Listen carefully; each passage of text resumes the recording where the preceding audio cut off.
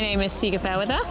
And I'm Cam again. And we've just been to the Australian Technical Outdoor Workshop, where we started off looking at the 4 skills of skiing in Australia, and that is stance, pressure, edging, and rotation, and talking about how different amounts of each of these create their different turns, all the way through the technical approach, which goes from skidded turns all the way through to mixed performance.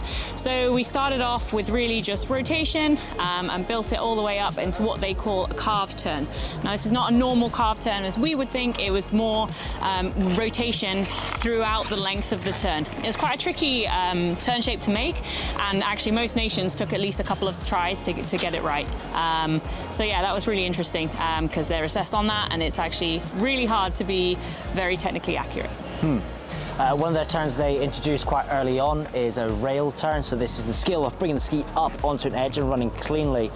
The way it was described to us during the session was that there's a lot of sort of cat tracks and moving across mountains over in Australia, and with the snow conditions, clients are struggling with sort of rotating the ski a lot. They get caught up in the wet snow, the heavy snow, so they teach quite early on to clients this new skill of bringing the ski onto an edge, what they call railing, and it is cleanly carving turns, what we'd call sort of carving a bit more, to give them something else to do on these long traverses, but also just to get them across the hill better, get them moving from one point to the other. And it was interesting how they had adapted the system straight to the learner's needs for their environment they have down there. So that was really cool to see.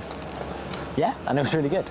Then we got some blended stuff. So their last sort of set of turns they have are mixed performances, where they blend both a pure carve, so that's cleanly on the edge, and also some rotary movements during a turn, either at the top of the turn or the end of the turn. It can be purely mixed, and now they're actually bringing that into their manuals through their sort of assessment pathways when they're doing a new manual rewrite pretty soon. So that was really cool to see sort of what they're talking about now and newer stuff.